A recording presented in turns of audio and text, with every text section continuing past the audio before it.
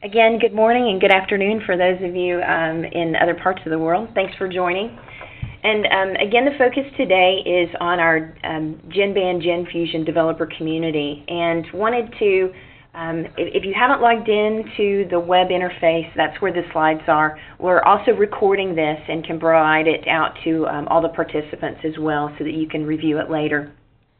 But did want to talk briefly about some applications market trends. Wanted to show you some things that we're seeing in the marketplace and how they relate to the community and what we're doing in the community in the contest. I won't spend a lot of time on this, but do want to show you this is kind of some background as to where we see the market heading. Then we'll talk a bit about our GENFuzion, that is the developer community that we've launched, what it is and why we've launched it and what we've seen so far. We're also leveraging a third party called Coral CEA, and we'll talk about why we decided to do that and leverage that, and what it provides to our customers as well as partners and the developers. We'll also talk about our application programming interfaces, what they are, what we've put into the community. We'll also talk about some example applications around those. And we'll talk about a launch that we did in January of our Gen Apps showcase and what that means to you and how you can participate in that. And then we'll get into rewarding development and about our contest and really wrap it up about GENFuzion and why we see such benefits in it. So let's get started with some of the trends. We're really seeing a lot of in the market, a lot of change around how that communications are now very application driven.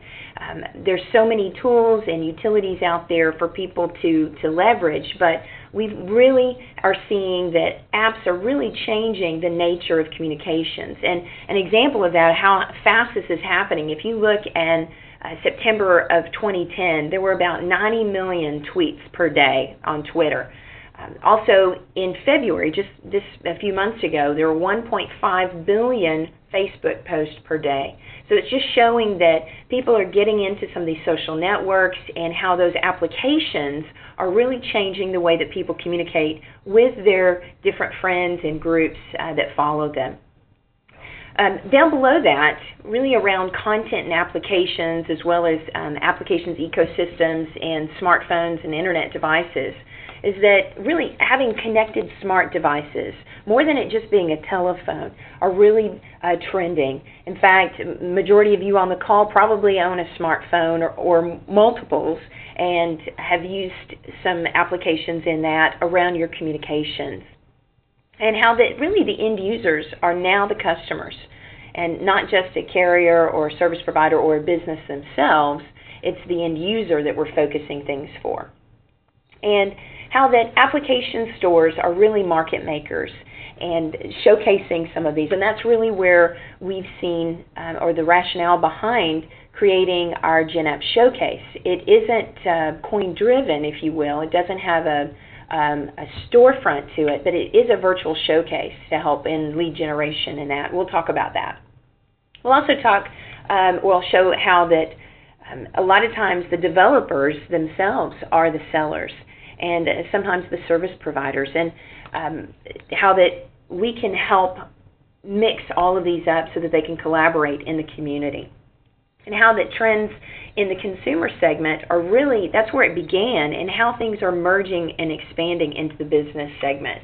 So those are just some of the trends that we're seeing, as well as pretty much everything is beginning to be mobile. Even users are beginning to switch to smartphone devices, and it's really now being seen that global smartphone sales are expected to exceed PC sales in 2012, and I believe a lot of that stems from the tablet introductions as well as absolutely the smartphones. Then it's also showing some of these, it may be kind of hard to read here, but our different analysts are showing that mobile broadband, this is accessing the internet through your mobile phone versus through your desktop PC, that it will actually surpass the desktop PC internet broadband in this year, or actually it did in 2010, now we're in 2011. So those are really some trends that we're seeing. Another is that web is really the platform for application innovation, and we're building RESTful interfaces and putting those into the community, but we also have SOAP-driven web services, and these are just some examples of what heavy reading focused on earlier in December, that these are the key platforms for service innovation around what mobile operators, it's their perspective. Now that could be very similar to what fixed line operators or converged operators are seeing, but just to show you that the web services and REST APIs are the ones that people are focusing on in that. And also the distribution of those in versus 2008 versus 2010, again, these were the latest numbers that have come out, is that, the increase in REST, SOAP is still number 2, but the increase in RESTful APIs are definitely where we're seeing the market heading.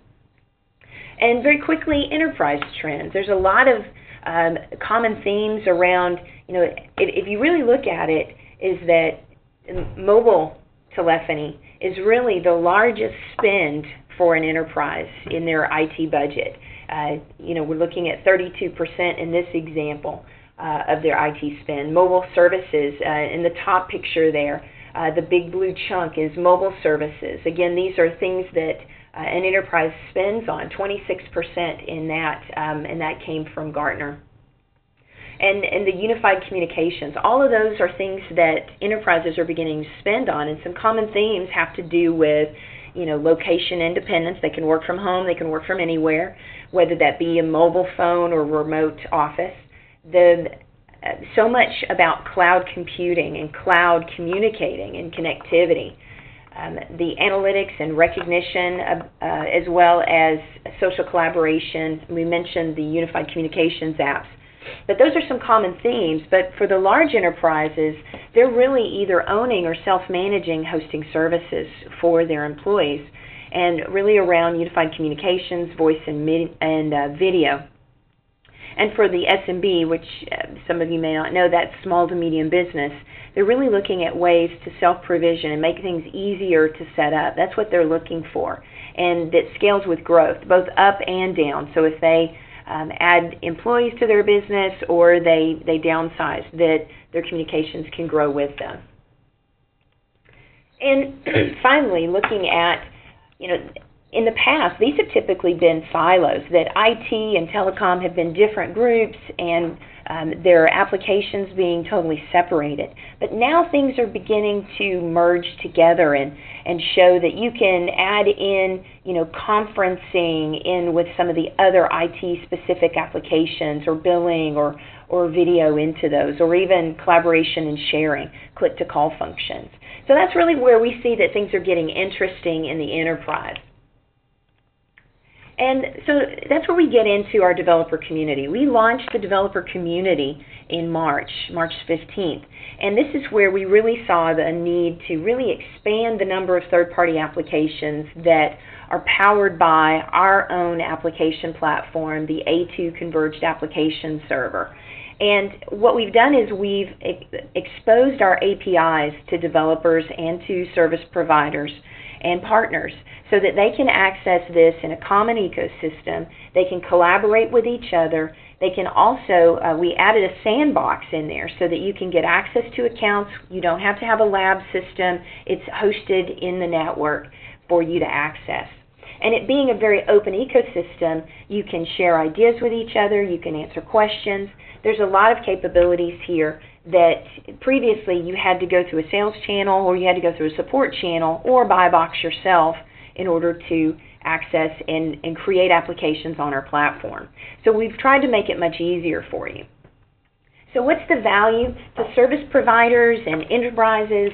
It's another source of applications for you to leverage. And so the applications that are created in the community, we want to leverage those on the showcase, the GenApp showcase, and that you can access them there. But you can also go to the community and you can ask others if they would be willing to maybe put out a scope of work. Anybody interested in creating an ABC type of application?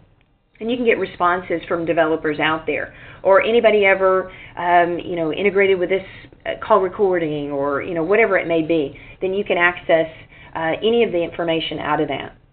And it also provides creative ideas. So product marketing and product management teams that want to get an idea of what people are doing out there in this space so that they can create some differentiated ideas and applications for their marketplace. They can take a little bit from this one, a little bit from that, and then merge it together to create something that would be perfect for their market. So those are ways that those product and marketing teams can get those ideas by going into the community. Another way that if a service provider or an enterprise has their own development groups, many of them today are staffing resources in IT or other departments in order to create these type of applications. And so they can collaborate with others who've already gone through the process, already created applications like this, already run through the hurdles, and can streamline things. For partners and developers, this really provides a way that they can reach out and touch new customers for themselves, whether they be service providers or enterprises.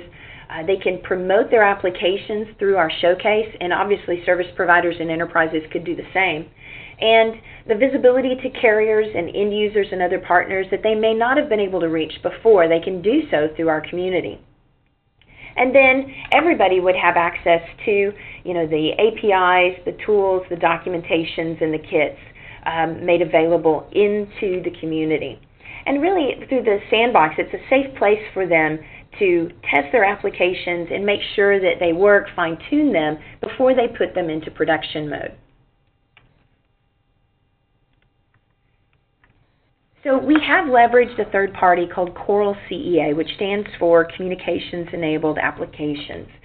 This is a company that is a nonprofit. They have been funded by the Canadian government in order to promote these communications-enabled applications and businesses in that.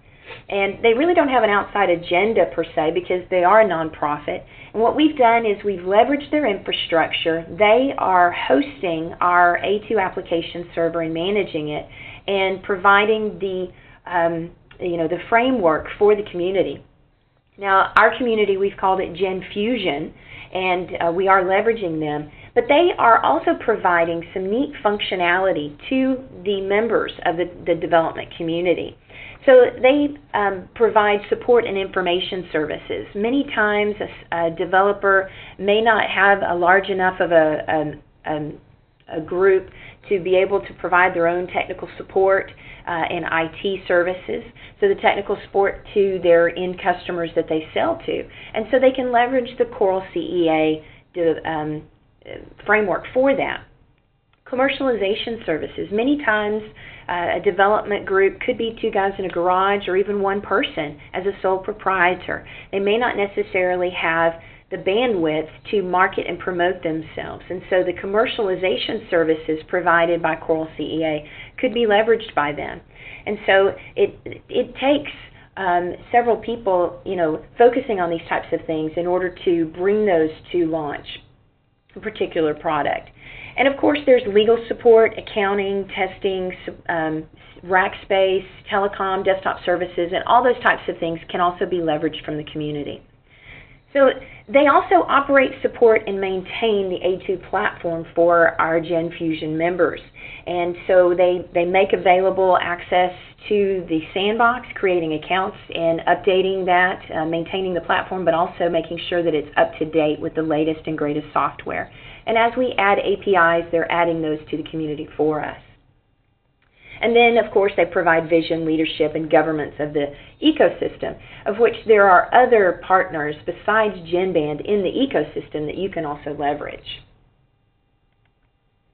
So just a bit about the sandbox. The A2 being there, already installed, it is the latest and greatest software, Release 8, and as we continue with releases out to the public, we're also updating the community with those same releases and capabilities. So this just shows you a sampling of things that you can do to kind of, get your creative juices flowing, if you will, about the A2 and some of the applications that you could create, whether they be focused on business vertical markets like healthcare, or education, or real estate, or some other professional organization. Could even be a manufacturing app. Consumer, we have things that allow you to populate screen pops across the televisions. out there, whether they be internet-enabled TVs or set-top boxes connected to traditional digital television, gaming, video and presence apps, location-based services with click-to-call and functionality, productivity apps, whether it be at home or in the office, social networking. This is really big today. As I mentioned earlier about Twitter and Facebook, and obviously there's LinkedIn and others out there that many people are using. But taking your applications, leveraging that format, and then adding in the communications aspect to it. Obviously mobile is huge. Everything seems to be going mobile today, where people want applications and want access to their tools, whether they be on the road, at home, but that mobile phone is typically attached to them somehow, and so they have that with them and want access to that.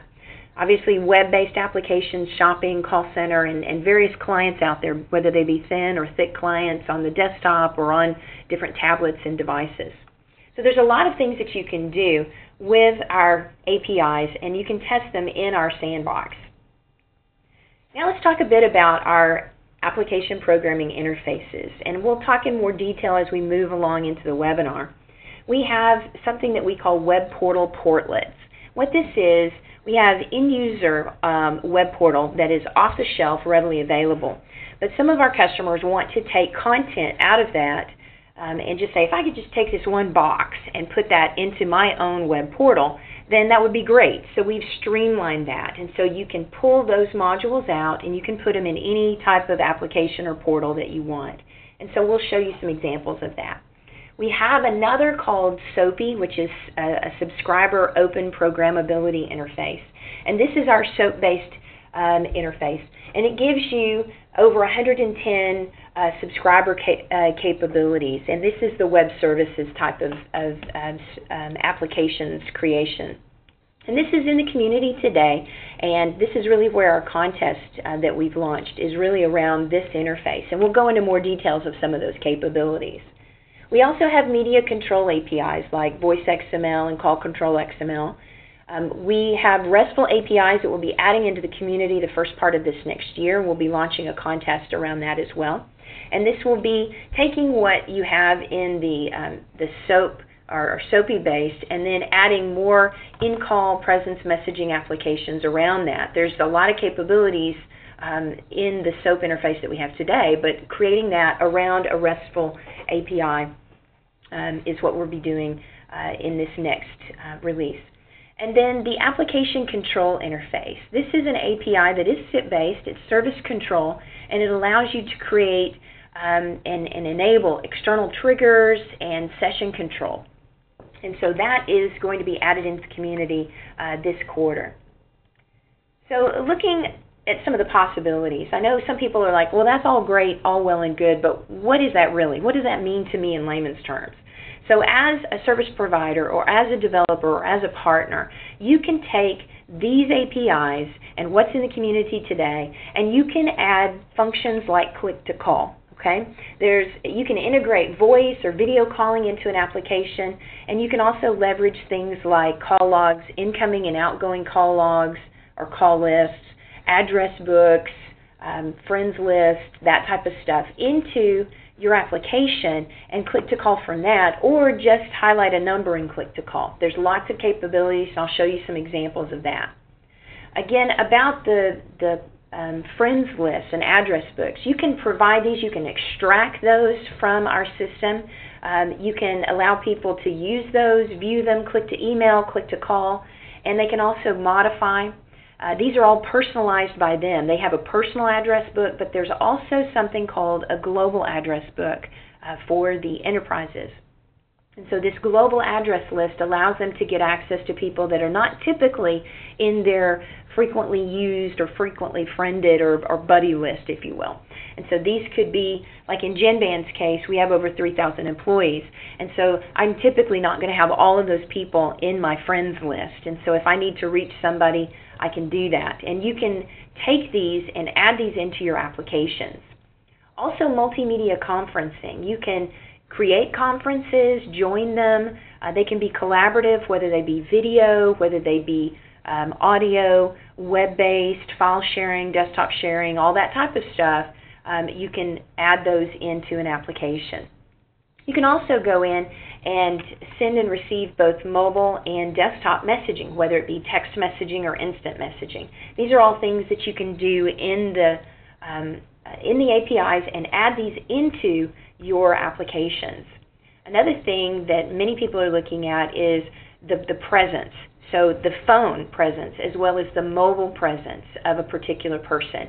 You can visually display that presence, or you can make decisions based upon their presence status. And if you think about your application in that regard, that can be very powerful, whether it be an enterprise or a consumer application. Knowing whether or not they're on the phone, knowing whether or not they're even available if they're connected, or if they're busy. Those are things that, based upon that, you can make decisions as an individual, or you can have an application that makes those decisions in routing and other types of things. And then, obviously, interactive voice response or menu navigation types of things. You can collect digits, script responses, all based upon user input, and make it very interactive for the end user. So there's lots of capabilities here. So let's just look at some of the applications, just some samples. And I mentioned the web portlets. Here's an example. What you see on the left-hand side is the GENBAND web portal. We call it Personal Agent, but you can call it anything you want. But the functionality that you see here, the click-to-call, the call routes like we do Find Me, Follow Me, presence-based routing, as well as based upon caller ID, name or number, actually number or time of day, all that kind of stuff. You can take that, we call it call routes. But it's how you manage your incoming calls, how you want them, the personalization aspect of that. And the address book and the incoming and outgoing call logs. Any of these you could take and you could plug into your own web portal very easily by just exporting that through our web portlets. So you can create a click-to-call box, and you can put those into any application that you want. This is just an example of a carrier's web portal. Through the SOAP interface, which again is the Subscriber Open Programmability interface. This is an example of one of our customers, Bell Alliant in Canada, had taken the API and wanted to change away from what we had off the shelf with our web portal and wanted to create something customized and targeting the business users. And so the way that they put that together, they wanted to make it their own. So here's just an example of that. All the functionality that we have in our web portal today, you can take and you can reorganize it and put it however you want. So it may be that instead of using the portlets, you want to use this SOAP interface and create specific functions. It could be web services. It could be adding it into an application. Again, could be some type of vertical application if you wanted. Another example is our cable. These guys are a cable company, and they wanted to, absolutely being a cable company, they wanted to create a consumer-focused web portal. And so they again took the capabilities that we had. Obviously you see this is in Spanish language, and so they took all of these and moved it around so that it made sense for their clientele and their customer base. Another example is using the RESTful APIs. So you see here the underlying links are now click-to-call links with a telephone attached to it. So through a browser, you can have a plug-in into that to highlight any telephone number. Here's an example of 10-digit North America dialing for click-to-call functionality through Internet Explorer. And that's just absolutely using some of the other stuff, but in a RESTful API type of wrapper. The application control interface. Here's an example of a prepaid service using the triggers, the API, that we call the application control interface. This is where, if you take a look at number one here, Jim makes a call into Nancy. It goes through the A2, and because he has a prepaid service assigned, it hits that trigger point, and there's a SIP message to the prepaid application server. And we suspend call processing while we go check Jim's account. He has significant funds or sufficient funds in order to continue the call. And so then the call is continued on. and then it will decrement his account balance based upon the length of the call after the fact.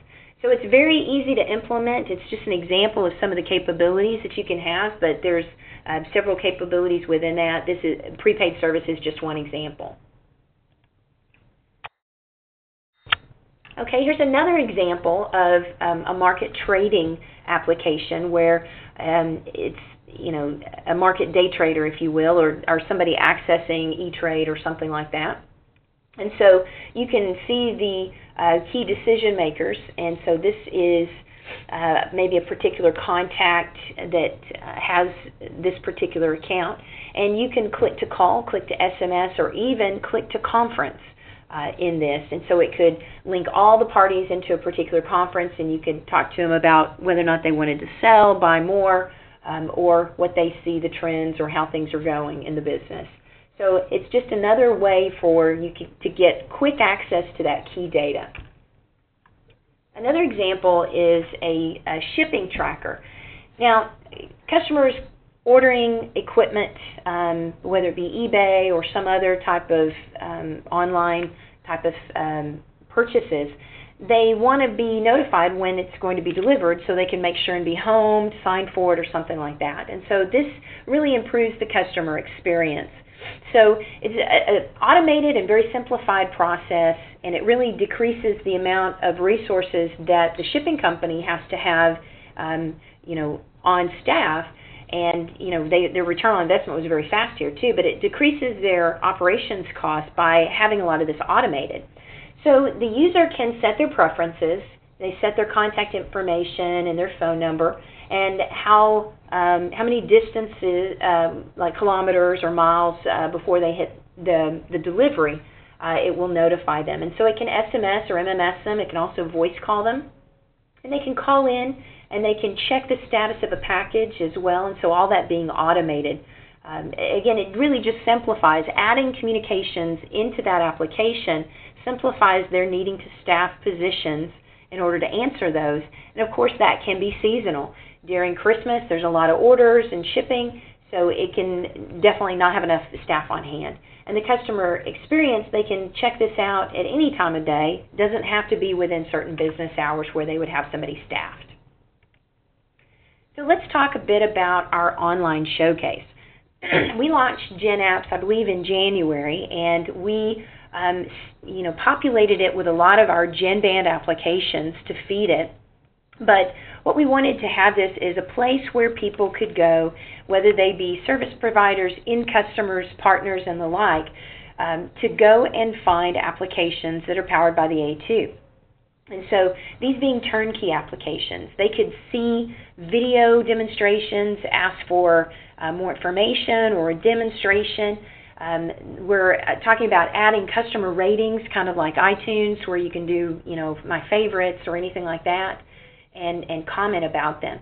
I really see this as a lead generation for the developers as well as for service providers. So because GenBand does not sell to end customers, we would then take a request for more information, and we would then send that to the developer who created that application and put it in the application's GenApps showcase. Or if there was a service provider in that area where they were, we could refer them to that service provider. So it could be a lead generation form for our customers as well as our partners, in addition to the developers who develop applications and agree to promote them in our GenApp showcase.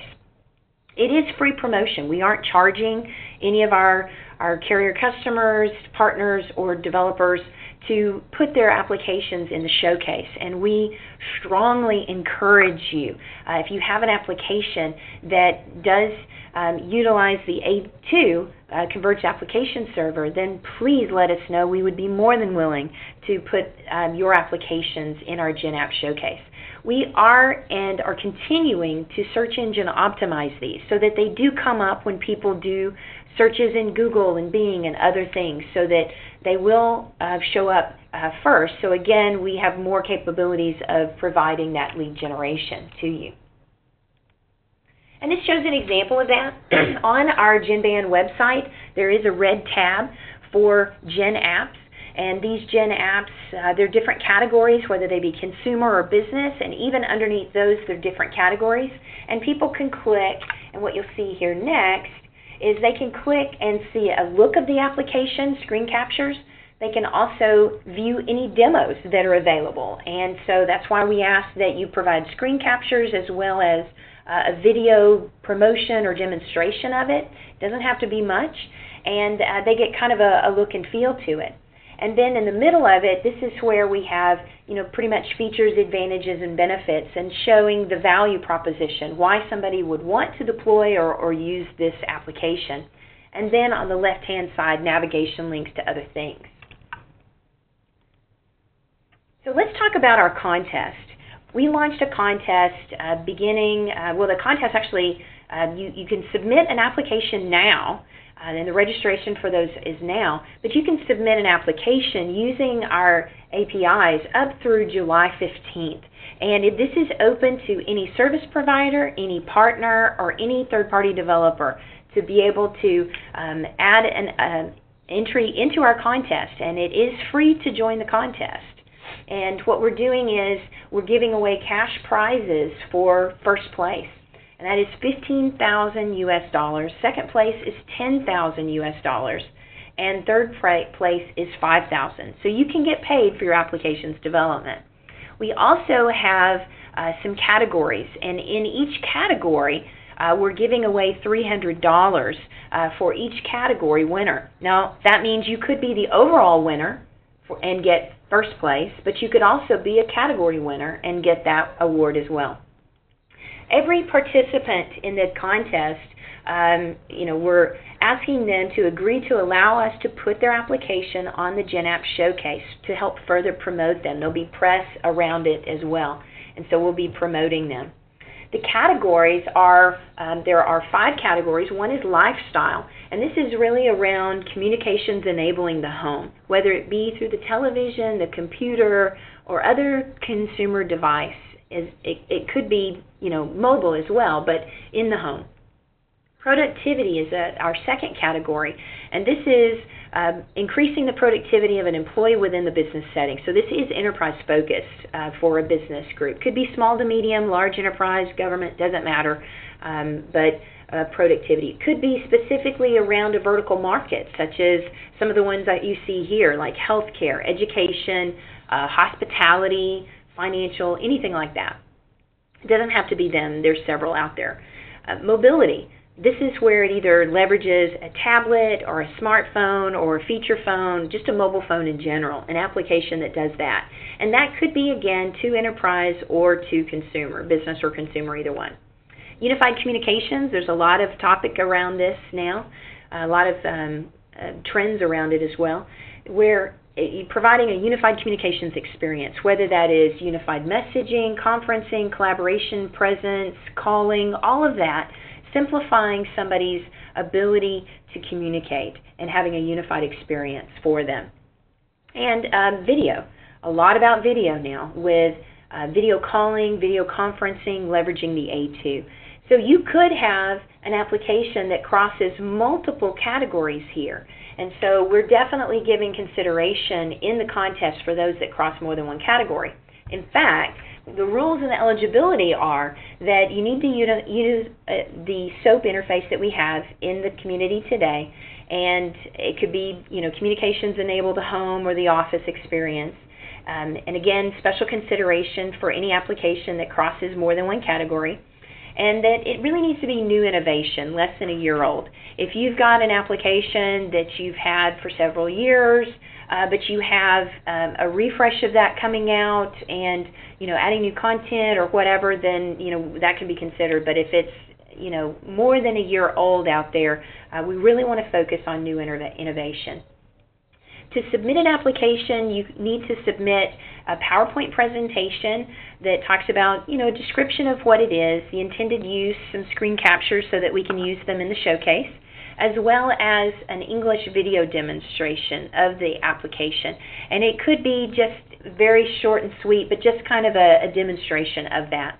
And of course, your contact information. So when you join the contest or the developer challenge, there are a couple of forms to fill out, and you can do these online and email them to us through our GENBAND.com website. You can click on GENFuzion Developers, and it's there, the information on that. So if you're interested in joining the contest, then you can definitely submit the entry form, and then whenever you want to submit your interest in joining the contest and having an entry in it, and we can communicate with you back and forth if you got questions or whatever. But then before July the 15th, you need to submit your actual entry, your submission, your application, and you need to do that, like I said, before July the 15th. So that you can be considered. Now we're going to be announcing on August the 19th, we'll be doing promotion around that, and we'll be announcing the winners to that. So let's take a look a bit about the community here, showing you some interactions.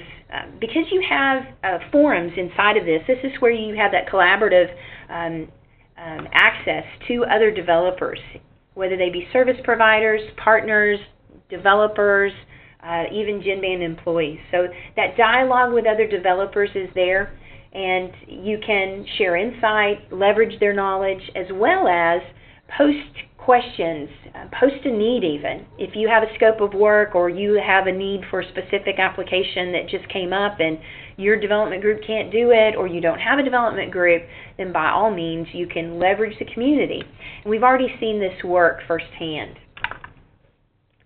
And then the last part here is that you have access to the A2 APIs.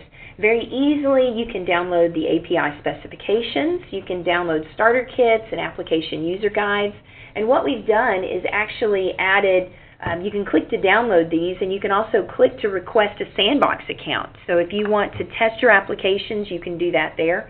And through this, the application interfaces, the SOAP interface, the SOAPy interface, this is where you can do call control, presence, web portal provisioning, those types of things. The application control interface is kind of a SCIM, trigger-based application server interactions via SIP. We'll be adding in our theme developer kits for both our web portal and our PC-based client. And then the RESTful API will be coming in, the first part of next year, where we're just kind of streamlining that a bit more around the RESTful services. So this again is where you can get access. Many people have asked, well, I want to create something and utilize some functionality out of the web portal, but yet I also want to utilize some functionality out of our PC client. So we put both of the user guides there for you so you can get a good understanding of what those provide, and give you a better idea of some of the things and start your creative juices about what you can do with your applications. And then finally, why leverage GENFuzion? Because we have a comprehensible set of APIs, and these are open interfaces and standards. They're built around industry standards. SOAP XML, the RESTful, as well as web services, and our application control interface. We really see this as opening new opportunities for our service providers, our partners, as well as GENBAND and the developers out there. That we have over 200 operators globally have our platform and are delivering applications today to their customers. And so this is a great place for developers and partners to expand their reach, but also our operators and service providers can leverage each other. We have over 14 million SIP lines deployed today. And the promotion via the GenApp Showcase is another area, free promotion. You can't beat that with a stick. A revenue uplift. We really see that developers can help to deliver those differentiated applications to be sold through our service providers. And again, the reach into that, so they can enable those, implement, and deliver them so that those service providers, our customers, can differentiate against their competitors, as well as increase their average revenue per user. And by doing that, many times they see a reduction of the customer turnover and churn rates, because these customers see these as must-have applications, and they become more loyal to the service providers. And because the A2 is a proven applications platform built on SIP standards, that we have an extensive experience in applications in this, and utilizing the community, leveraging that back and forth, and providing input back to GENBAND as we further drive the applications programming interface as well as the community. So it really being kind of a collaborative effort on everybody's part. And because the A2 is really highly scalable, carrier grade, that it's redundant in every aspect, and the web services aspect there that we have embedded in our platform, it's more carrier grade than going off the shelf to a web service provider. So that's really a bit about what we have done in the community and what we're providing outward to our service providers as well as to our partners and developers. If we can, let's open it up for some questions. You can ask any of your questions in our chat sessions on the web interface, and we can read them out and we can answer them. Okay, well, you can reach us at GenFuzion Help at GENBAND.com if you have any questions. Absolutely, you can go out to our GENBAND.com website and click on GENFuzion Developers. It's on the main page, as well as take a look at our GenApps Showcase. And if you're interested in joining the community, Coral CEA does charge a nominal fee for that. That's not paid to GENBAND, but the administration for that is charged by Coral CEA. And you can get access to this, and you'll get access into the GENBAND GenFuzion portion of that. Obviously, you can get access to the sandbox and the APIs there. Very good, Sarah. Looks like we have a question here. Do browser add-ons support Firefox and Chrome in addition to Internet Explorer? Yes, because those are standard as well. Our interfaces allow you to put those in any of them. What you saw was the example of it going into an Internet Explorer browser, but it could be added. These plugins could be added into any of them. You create the plugins leveraging our platform and the APIs. And somebody else asked about the presentation. Yes, you can. So we'll send the presentation out as well. And somebody else asked about sample code that you can play with. There is sample code for some of the APIs as well. And again, if you have any questions, don't hesitate. Again, my name is Sarah Hughes, head of the applications product marketing here around the A2 Converged Application Server, and we'd be more than willing to answer any questions that you may have.